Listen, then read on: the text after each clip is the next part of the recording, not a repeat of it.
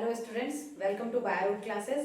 तो आज हम करने जा रहे हैं outbreeding devices, pollen pistil interaction, pollen germination या पॉलन ट्यूब जर्मिनेशन और आर्टिफिशियल डिवाइसेस। तो देखिए, सबसे पहले हम बात करते हैं आउटब्रीडिंग डिवाइसेस की। ये बहुत इंपॉर्टेंट टॉपिक है दोनों के लिए, बोर्ड स्टूडेंट्स के लिए भी और नीट के लिए भी। आउटब्रीडिंग डिवाइसेस का मतलब क्या होता है कि हमने या फार्मर ने कुछ ऐसे डिवाइसेस यूज करने हैं, या प्लांट भी इनको यूज कर सकता है। प्लांट मींस यहाँ पे फार्मर नहीं, हम प्लांट की यहाँ पे बात करते हैं कि आउटब्रीडिंग डिवाइसेस में प्लांट ने अपने अंदर कुछ ऐसे डिवाइसेस डेवलप करने हैं जिसकी वजह से वो इनब्रीडिंग डिप्रेशन से बच सके। ठीक है, तो आप यहाँ पे क्या बोल सकते हैं, in plants to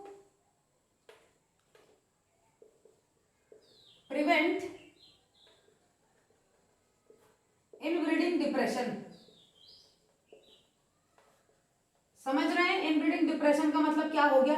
inbreeding depression हमेशा किसकी वजह से आता है? सेल्फ पॉलिनेशन की वजह से आता है। यानी प्लांट नहीं चाहेगा कि बार बार सेल्फ पॉलिनेशन होता रहे। क्यों नहीं चाहेगा? क्योंकि वहां पे इनब्रीडिंग डिप्रेशन आ जाता है। बार बार एक नया कैरेक्टर वेरिएशंस आते नहीं है, मतलब वेरिएशन नहीं होंगे तो वही कैरेक्टर्स चलते रहेंगे। इस वजह से वो कुछ डिवाइसेस अपने अंदर क्रिएट करता है, डेवलप करता है, वो आउटब्रीडिंग डिवाइसेस है। अगर हम ऐसा करवाते हैं प्लांट में तो वो आर्टिफिशियल आउटब्रीडिंग डिवाइसेस या आर्टिफिशियल डिवाइसेस के अंदर आता है। इसमें कुछ मैं आपको बता रही हूं। देखिए, यहां हम बात करते हैं सबसे पहले डाइक्लेनी। तो डाइक्लेनी में हम क्या बोलते हैं, यानी इसी को ही हम क्या कह सकते हैं, यूनिसेक्सुअलिटी।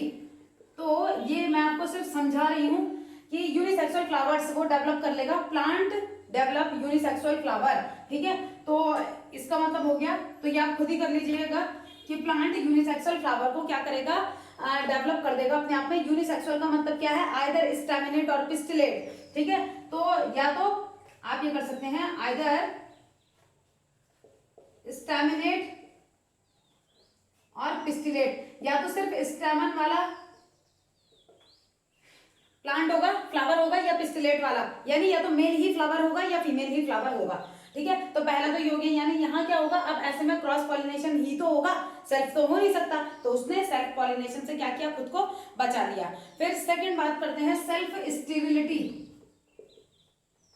सेल्फ स्टेरिलिटी का मतलब है सेल्फ इनकम्पैटिबिलिटी। ठीक है, स्टेरिलिटी और इनकम्पैटिबिलिटी मींस उसको पता चला कि वो नहीं चाहता कि उसी फ्लावर में प्रेजेंट जो एंथर है, उस एंथर के पॉलन फीमेल पार्ट को फर्टिलाइज कर दें।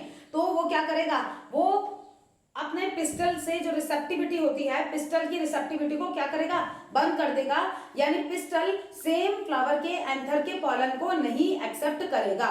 ठीक है, तो इसको चाहे तो आप अपने नॉर्मल या अपने लैंग्वेज में आप इसको लिख सकते हैं कि यहाँ पे फेलिंग हो जाती है जो सेल्फ एंथर या पॉलन होता है उसी फ्लावर का, तो वहां वो इनकम्पैटिबल हो जाएगा, यानी उसको फ्लावर नहीं लेगा।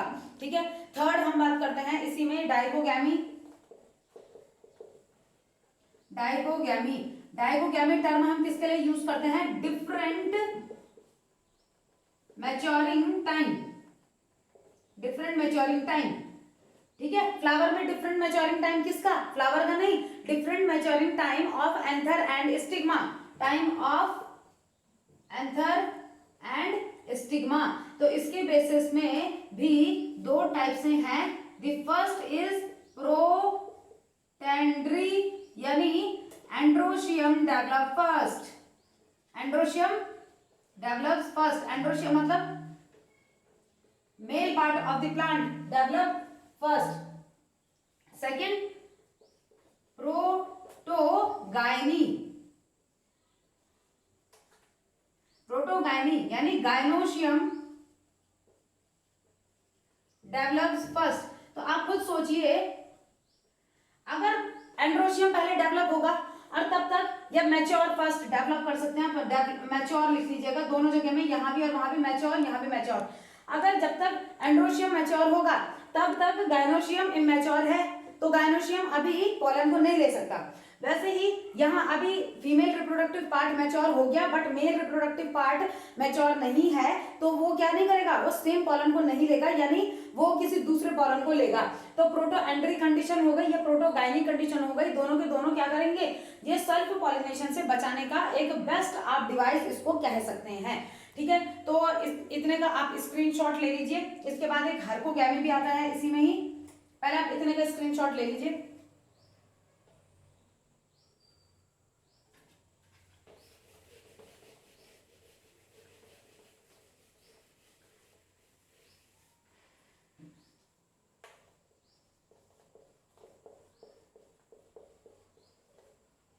हाइपोगैमी, हाइपोगैमी का क्या मतलब हुआ, देखिए यहाँ हम ये कहेंगे कि अगर जो नेचुरल या फिजिकल बैरियर्स कुछ होंगे, ठीक है, तो यहाँ पे हम ये कह सकते हैं नेचुरल और फिजिकल बैरियर्स, ठीक है, जो नेचुरल और फिजिकल बैरियर्स होंगे जो प्रिवेंट करेंगे सेल्फ पॉलिनेशन को। ठीक है, तो ये किस किस के बीच में होंगे, तो यहाँ आप क्या बोलेंगे, एंथर और स्टिग्मा को मतलब पॉलन और पिस्टल का इंटरेक्शन नहीं होने देंगे, तो बिटवीन एंड्रोशियम एंड गायनोशियम कर लीजिए, बिटवीन एंड्रोशियम एंड गायनोशियम। ठीक है, तो ये हो गया हाइपोगैमी, यानी जो पिस्टल है और पॉलन आया, इन दोनों के बीच में इंटरेक्शन होता है। अगर ये राइट टाइप का हुआ तभी पॉलन को एक्सेप्ट किया जाता है और तभी पॉलन ट्यूब बनती है। तो इस केस में इनके बीच में क्या था, नेचुरल और फिजिकल बैरियर्स प्रेजेंट थे, जिसके वजह से ये क्या नहीं कर पाए, यहाँ पे इनकम्पैटिबिलिटी हो गई। नेक्स्ट अगर हम बात करते हैं हेटेरोस्टाइली, हेटेरोस्टाइली, what is mean by हेटेरोस्टाइली, different style. अब स्टाइल क्या है, तो देखिए यहाँ पे सिर्फ डिफरेंट स्टाइल से मतलब नहीं है, यहाँ हम ये कह सकते हैं कि जो फ्लावर है, फ्लावर के पास 2 या 3 मतलब डायमॉर्फिक या ट्राइमॉर्फिक उसकी बात कर सकते हैं आप, यानी एंथर और स्टिग्मा हो गया। यानी फॉर एग्जांपल मैं आपको ऐसे ही बता देती हूँ, ये हो गया फीमेल रिप्रोडक्टिव पार्ट और मेल रिप्रोडक्टिव पार्ट, मान लीजिए इतना है, यानी ये यहाँ से पॉलन को यहाँ कैसे लेके जाएगा, सेल्फ खुद से तो हो नहीं सकता, यानी पॉलिनेटिंग एजेंट्स के थ्रू होगा, तब बात अलग है, अदरवाइज ये खुद से यहाँ पे लैंड नहीं कर सकता। यानी अगर हम ये कहें कि जो फीमेल रिप्रोडक्टिव पार्ट है वो बड़ा है, आप खुद लिख लीजिएगा इसको, फीमेल रिप्रोडक्टिव पार्ट है वो लंबा है ज्यादा, क्योंकि जो स्टाइल वाला पार्ट है वो स्टिग्मा स्टाइल ओवरी स्टाइल वाला पार्ट लंबा है, तो इसकी वजह से भी क्या होगा, जो पॉलन है सेम फ्लावर के पॉलन वो स्टिग्मा तक नहीं पहुंच सकते और वहां पे लैंड नहीं कर सकते, लैंड नहीं करेंगे तो आगे की प्रोसेस कुछ भी नहीं होगी। ठीक है, तो ये कुछ डिवाइसेस थे, आउटब्रीडिंग डिवाइसेस, जो प्लांट ने खुद से यूज कर रखे हैं खुद को सेल्फ पॉलिनेशन से बचाने के लिए। ठीक है, तो अब इसके बाद तो इतने का आप स्क्रीनशॉट ले लीजिए। इसके बाद कुछ चीजें कि एक क्वेश्चन आपके पास कि ये आउटब्रीडिंग डिवाइसेस कौन शो करता है, तो मैं आपको यहां पे बता देती हूँ, important, always shown by bisexual flower, bisexual flower ही इसको हमेशा शो करेंगे, इंपॉर्टेंट है। ठीक है, इंपॉर्टेंट है, बायसेक्सुअल फ्लावर मींस उन्हीं को डर है कि जो मेल रिप्रोडक्टिव पार्ट है यानी पॉलन है उससे जो निकला है मतलब एंथर से, पॉलन कहीं फीमेल ऑर्गन को फर्टिलाइज ना कर दे, तो इसीलिए यहाँ पे, और यूनिसेक्सुअल फ्लावर में ऐसा नहीं होता, तो आउटब्रीडिंग डिवाइसेस हो गया। आप इतने का स्क्रीनशॉट ले लीजिए। इसमें एक चीज और नोट कर लीजिएगा कि एनसीईआरटी जो बताती है कि कास्टर हो गया और मेज हो गया वो यूनिसेक्सुअल फ्लावर प्रोड्यूस करता है, यूनिसेक्सुअल फ्लावर प्रोड्यूस करता है, और यूनिसेक्सुअल फ्लावर प्रोड्यूस करेगा तो ये किससे बचाएगा, ये so prevent autogamy but not geitonogamy, autogamy को तो करेगा, जिटिनोगैमी। ठीक है, समझ आया आपको, यानी कास्टर और मेज में सेल्फ पॉलिनेशन ऑटोगैमी तो नहीं होगा, बट सेम प्लांट के डिफरेंट मेल और फीमेल फ्लावर के बीच में फर्टिलाइजेशन हो सकता है, पॉलिनेशन हो सकता है, यहाँ पे तो ये होगा। एक और एग्जांपल जो एनसीईआरटी आपको बताती है, पपाया के केस में, papaya prevent autogamy and geitonogamy both, ये याद रखिएगा। क्यों? क्योंकि वहां सिर्फ जीनोगैमी होगा। जीनोगैमी का मतलब क्या हो गया कि डिफरेंट प्लांट्स हैं, उनके फ्लावर, डिफरेंट फ्लावर के बीच में क्रॉस पॉलिनेशन, सेम प्लांट के नहीं, डिफरेंट प्लांट के डिफरेंट फ्लावर्स के बीच में क्रॉस पॉलिनेशन। तो पपाया जो है वो बोथ ऑटोगैमी और जिटिनोगैमी दोनों से बच जाता है क्योंकि वो जीनोगैमी दिखाता है। ठीक है। और अगर कास्टर और मेज की हम बात करते हैं तो यूनिसेक्सुअल फ्लावर तो ये बनाते हैं, लेकिन एक ही पेड़ में डिफरेंट फ्लावर्स, तो यूनिसेक्सुअली तो वो फीमेल फ्लावर अलग और मेल फ्लावर अलग। तो यहाँ ये ऑटोगैमी तो बचा देगा, जिटिनोगैमी से नहीं बच पाता। नेक्स्ट आपके पास पॉलन पिस्टल इंटरैक्शन। देखिए पॉलन पिस्टल इंटरैक्शन में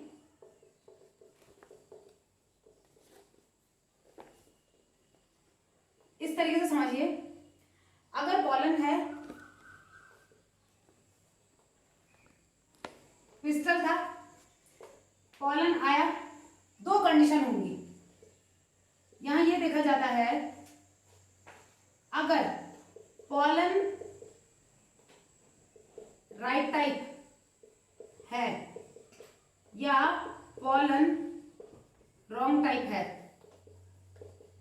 अगर पॉलन राइट टाइप है तो यानी कंपैटिबल है,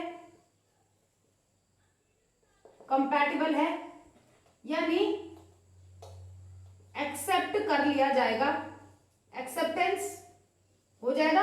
पॉलन को एक्सेप्ट कर लिया किसने? पिस्टल ने एक्सेप्ट किया। तो एक्सेप्ट करने के बाद पॉलन ट्यूब फॉर्मेशन होगी, पॉलन में पॉलन ट्यूब फॉर्मेशन होगी। पॉलन ट्यूब फॉर्मेशन के बाद फर्टिलाइजेशन होगा और पोस्ट फर्टिलाइजेशन होगा। ठीक है। ये तो हमने यहां कहां बात की थी? राइट टाइप पॉलन जब था। रॉन्ग टाइप पॉलन है, इनकम्पैटिबल है, नहीं पसंद आया, रिजेक्ट कर दिया, रिजेक्शन। आगे ना पॉलन ट्यूब फॉर्मेशन, आगे जो भी प्रोसेस है रॉन्ग रॉन्ग रॉन्ग, कुछ नहीं होगा। समझ रहे? तो पॉलन पिस्टल इंटरैक्शन कैसे होता है, मतलब यहां पे कुछ तो होगा। तो यहां पे पॉलन पिस्टल इंटरैक्शन में पिस्टल के पास एबिलिटी होती है टू रिकॉग्नाइज पॉलन। याद रखिएगा, पिस्टल हैव एबिलिटी, आप खुद लिख लीजिएगा इसको, चलिए मैं लिख देती हूँ। टू रिकॉग्नाइज पॉलन, पॉलन को रिकॉग्नाइज करने की एबिलिटी पिस्टल के पास होती है। अब समझिए ये जो एबिलिटी है ये कौन मीडिएट करेगा? तो इट इज मीडिएट बाय, मैं यहीं पे लिख रही हूं, मीडिएट बाय कंटिन्यूअस डायलॉग्स। यहां कंटिन्यूअस डायलॉग्स प्रेजेंट होते हैं। ठीक है। तो कंटिन्यूअस डायलॉग्स होते हैं जो इसको क्या करेंगे? कंट्रोल करेंगे। और यहां ये किसके थ्रू होगा, यानी या यहां पे आप ये लिख सकते हैं कि dialogue, continuous dialogues are present, continuous dialogues इसमें प्रेजेंट होंगे और मीडिएटेड बाय, ये मीडिएट होंगे, mediated by pollen, mediate by pollen. तो पॉलन होगा जो कंटिन्यूअस डायलॉग्स को देगा और पिस्टल इसके वजह से ही उसको रिकॉग्नाइज करने में क्या हो पाएगा, मतलब एबल हो पाएगा कि वो उसको रिकॉग्नाइज करे। अगर वो रॉन्ग टाइप का है तो उसको हटा दिया जाएगा। ठीक है। तो पॉलन के भी किससे? Mediate by chemical compound of pollen. तो मीडिएट बाय पॉलन या केमिकल कंपाउंड ऑफ पॉलन आप करना, केमिकल कंपाउंड होता है पॉलन का, उसके थ्रू। अब इतना हमें समझ आ गया कि ठीक है, अगर राइट टाइप होगा, ये याद रखिएगा कि कंटिन्यूअस डायलॉग्स यहाँ प्रेजेंट होते हैं। कौन मीडिएट करता है उसको? तो केमिकल कंपाउंड्स जो पॉलन के होते हैं वो उसको मीडिएट करते हैं। फिर और ये कौन सी प्रोसेस है? ये पूरी प्रोसेस क्या है? इंपॉर्टेंट डायनामिक प्रोसेस चलती रहती है, डायनामिक प्रोसेस ये है। ठीक है। तो अब इनकम्पैटिबल की हम बात कर रहे हैं कि इनकम्पैटिबल, कंपैटिबल और इनकम्पैटिबल की बात कर रहे हैं। तो यहाँ पे दो टर्म्स आते हैं, इसका पहले आप स्क्रीनशॉट ले लीजिए। अब इनकम्पैटिबिलिटी, इनकम्पैटिबिलिटी दो टाइप की होती है, बस मैं वैसे ही आपको बता रही हूँ, समझ लीजिए। दो मेन टाइप की इनकम्पैटिबिलिटी होती है। The first is sporophytic incompatibility. तो स्पोरोफिटिक इनकम्पैटिबिलिटी का मतलब है कि वहां जो इनकम्पैटिबिलिटी है वो स्टिग्मा के थ्रू हो रही है, गायनोशियम उसके लिए रिस्पॉन्सिबल है।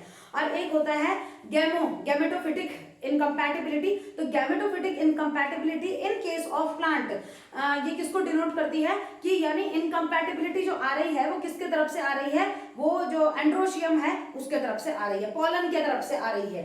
ठीक है, तो याद रखिएगा स्पोरोफिटिक इनकम्पैटिबिलिटी स्टिग्मा के थ्रू आ रही है और जो गैमेटोफिटिक इनकम्पैटिबिलिटी है वो पॉलन के थ्रू आ रही है। ठीक है, ये दो टाइप की यहाँ पे होती है। उसके बाद अगर हम बात करते हैं, देखिए ये कहा जाता है वैसे कि अगर जो भी प्लांट्स होते हैं 3 सेल्ड स्टेज में अपने पॉलन को शट ऑफ करते हैं, तो वहां पे पहले से ही ये चीज लिख लीजिएगा, 3 सेल्ड स्टेज में जो प्लांट्स अपने पॉलन को शट ऑफ करते हैं वहां हमेशा शुरू से ही 2 मेल गैमेट्स प्रेजेंट होते हैं। ठीक है, 2 मेल गैमेट्स प्रेजेंट होंगे। अब इसके बाद यहां हम बात करते हैं पॉलन जर्मिनेशन। देखिए इनकम्पैटिबिलिटी के बहुत सारे रीजंस होते हैं, मैं अभी आपको सिर्फ वो बताए जो एनसीईआरटी में थे, और स्पोरोफिटिक और गैमेटोफिटिक इसलिए बता दिया, वो एनसीईआरटी में नहीं है बट वो इसलिए बता दिया क्योंकि वो इंपॉर्टेंट है। ठीक है, और उससे क्वेश्चन बने भी हैं इसलिए मैंने बता दिया। बाकी क्योंकि क्रैश कोर्स के लिए हमें जल्दी करना पड़ेगा तो बहुत चीजें हमको छोड़नी भी पड़ेगी, बट इंपॉर्टेंट चीजें हम सारी कवर कर रहे हैं। इसके बाद जो रेगुलर बैचेस के लिए जो करेंगे बच्चे, तो उनको मैं पूरी तरीके से मटेरियल प्रोवाइड करूंगी, पूरा लेक्चर हम उसी तरीके से बनाएंगे, बट अभी हमें थोड़ा सा जल्दी करना पड़ रहा है, तो वो चीज थोड़ा मेरे लिए भी चैलेंजिंग है और आपके लिए भी, कि काफी चीजें मुझे छोड़नी भी पड़ रही हैं, बट इंपॉर्टेंट चीजें सारी कवर हो रही है हमारी। देखिए पॉलन जर्मिनेशन में बात करते हैं, एक कैविटी स्लाइड हम लेते हैं।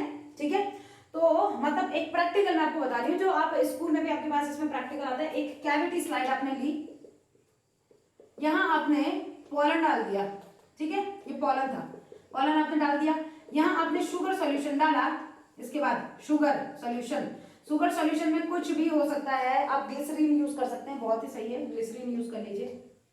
ठीक है, ग्लिसरीन यूज कर लीजिए। आपको दिखेगा कि आफ्टर 15 to 30 मिनट्स आपको इससे पॉलन ट्यूब निकलती हुई नजर आएगी, pollen tube seen under microscope.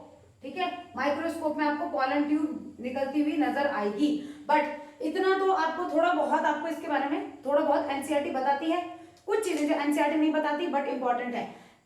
Pollen tube के जर्मिनेशन के लिए, सॉरी पॉलन ट्यूब जर्मिनेशन, ठीक है, या पॉलन जर्मिनेशन भी आप कर ही सकते हैं कि पॉलन का ही तो जर्मिनेशन हो रहा है तभी तो पॉलन ट्यूब बन रही है। इसमें जो इंपॉर्टेंट चीज होती है कैल्शियम बोरोन इनोसिटॉल कॉम्प्लेक्स यहां चाहिए होता है। याद रखिएगा एनसीईआरटी नहीं बताती, बहुत बार नीट में क्वेश्चन बना हुआ है, बहुत बार। ठीक है, तो कैल्शियम भी चाहिए, यानी कौन कौन सी चीजें रिस्पॉन्सिबल हैं पॉलन की जर्मिनेशन के लिए, कैल्शियम, बोरोन भी चाहिए, इनोसिटॉल, शुगर है, शुगर भी चाहिए, तो यहां सिर्फ शुगर ही शुगर है। ठीक है, एनसीईआरटी कैल्शियम और बोरोन के बारे में नहीं बताती।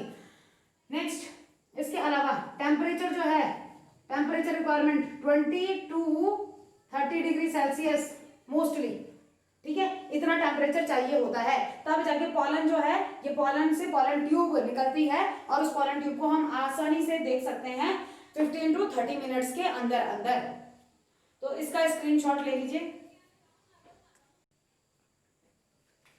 तो इसमें आपको सिर्फ क्या याद रखना है, कैविटी स्लाइड ली, कैल्शियम बोरोन इनोसिटॉल, 3 चीजें, टेम्परेचर इतना होना चाहिए, और आपको नेक डाइस से नहीं दिखेगा, माइक्रोस्कोप में ही दिखेगा पॉलन जर्मिनेशन। नेक्स्ट बात करते हैं आर्टिफिशियल हाइब्रिडाइजेशन। आर्टिफिशियल हाइब्रिडाइजेशन, देखिए आर्टिफिशियल हाइब्रिडाइजेशन का मतलब क्या है, आप इसी को ही दूसरा नाम दे सकते हैं आर्टिफिशियल आउट ब्रीडिंग डिवाइसेस,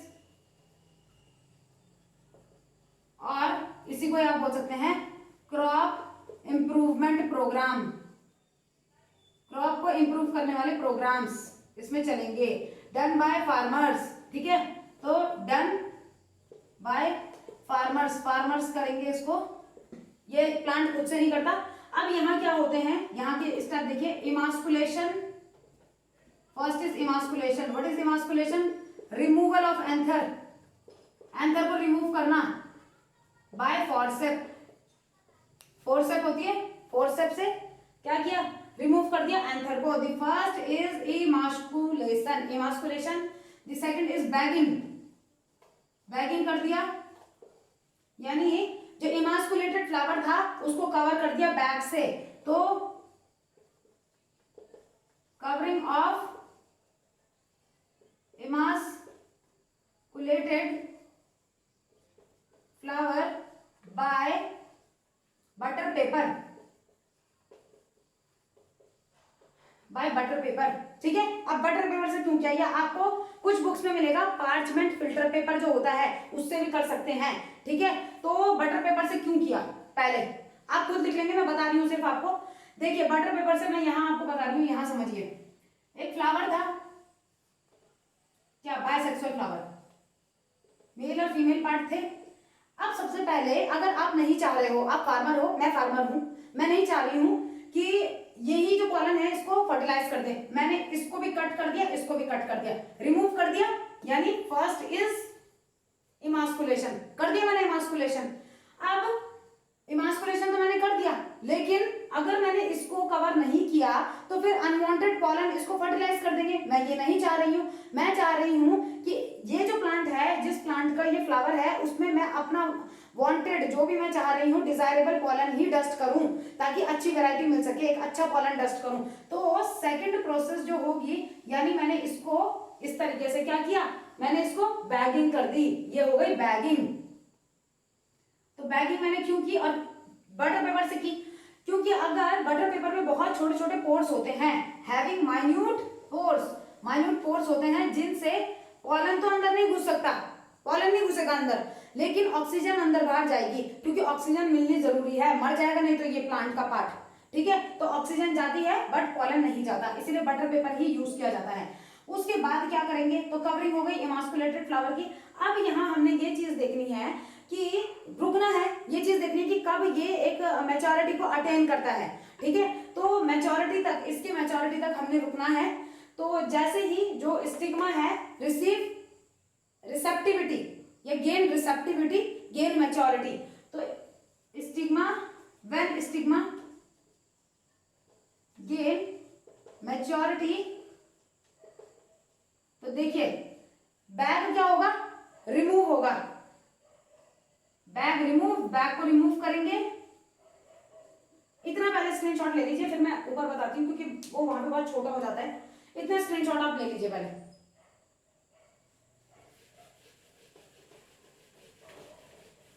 अब देखिए बैग को रिमूव किया और डस्टिंग ऑफ डिजायरेबल पॉलन, जो हम चाह रहे थे उस पॉलन की डस्टिंग करा दी, डिजायरेबल पॉलन डाल दिया, यानी ये बैग को मैंने रिमूव कर दिया। नाउ बैग रिमूव कर दिया और डस्टिंग ऑफ, मैंने अपने जो मैं डिजायरेबल पॉलन चाह रही थी वो मैंने डाल दिया यहाँ पे। अब उसके बाद नेक्स्ट स्टेप जो होगा वो क्या होगा, अगेन रीबैगिंग, दोबारा रीबैगिंग। क्यों रीबैगिंग की, यानी यहाँ भी रीबैगिंग हमने कर दी। थर्ड स्टेप रीबैगिंग इसलिए की कि कभी कभी ये होता है कि अगर यहाँ एक पॉलन है, ये वाला जो मैंने जो अपना डिजायरेबल पॉलन है वो पॉलन ट्यूब अगर धीरे बनाएगा और मान लीजिए मैंने बैग नहीं लगाया, तो अनवांटेड पॉलन कहीं आ गया और आके उसने पहले पॉलन ट्यूब बना के और वो ओव्यूल तक पहुंच के फर्टिलाइज कर दिया उसको, तो मेरा तो सारा काम खराब हो जाएगा। ठीक है, मेरी जितनी प्रोसेस मैंने की थी वो सब खराब हो जाएगी, इसीलिए रीबैगिंग की जाती है ताकि हम अनवांटेड पॉलन से दोबारा बच सकें। तो रीबैगिंग होती है, और रीबैगिंग के साथ साथ हम यहाँ बोलते हैं लेबलिंग और टैगिंग। लेबलिंग और टैगिंग मतलब उसमें हम लेबल लगा देते हैं कि हाँ ये इमास्कुलेटेड फ्लावर था और इसमें हमने डिजायरेबल पॉलन भी डाल दिया, नहीं तो हमें कैसे पता चलेगा कि वो बैगिंग जो है वो रीबैगिंग वाला बैग है या वो पहला वाला बैग है। तो इसीलिए रीबैगिंग वाले में हम लेबलिंग और टैगिंग कर देते हैं। ठीक है, तो आई थिंक इतना आपको क्लियर हो गया होगा, इसका स्क्रीनशॉट ले लीजिए।